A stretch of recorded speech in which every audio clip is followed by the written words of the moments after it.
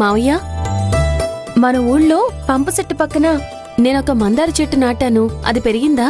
అదిప్పుడు నీ అంత ఎత్తు దిగిందమ్మా.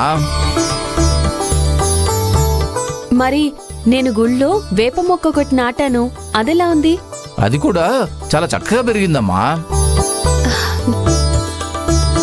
ఏంటి నీలవేణి, ఊర్లో నువ్వు నాటిన మొక్కలు, చెట్లు, రాళ్ళు, రప్పల గురించి అడుగుతున్నావు. నువ్వింకా ఏది మర్చిపోలేదా?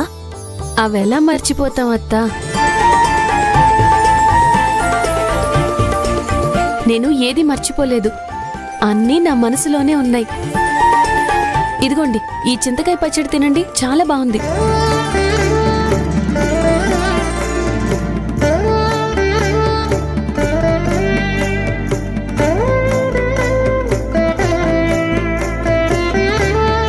అన్నీ మన ఊళ్ళో తిన్నట్టే ఉన్నాయి. నీలవేణి, బ్రహ్మాండంగా ఉండావమ్మా. వీళ్ల కుటుంబం ఊళ్ళో పడ్డ కష్టాలకి ఆ దేవుడు ఇలాంటి ఒక పెద్ద కుటుంబానికి కోడలుగా పంపించాడు. ఇంత పెద్ద కుటుంబానికి నువ్వు కోడలువయ్యావు అనుకున్నప్పుడల్లా నాకు చాలా సంతోషంగా ఉంటుంది.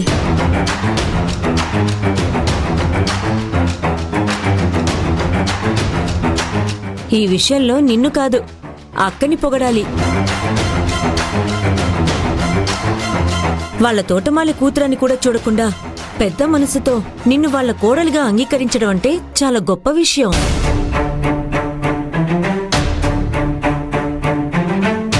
మనం ఏం చేయాల్సిన అవసరం లేదు, వీళ్ళే చక్కగా నిప్పు రాజేసి వెళ్ళేలా ఉన్నారు.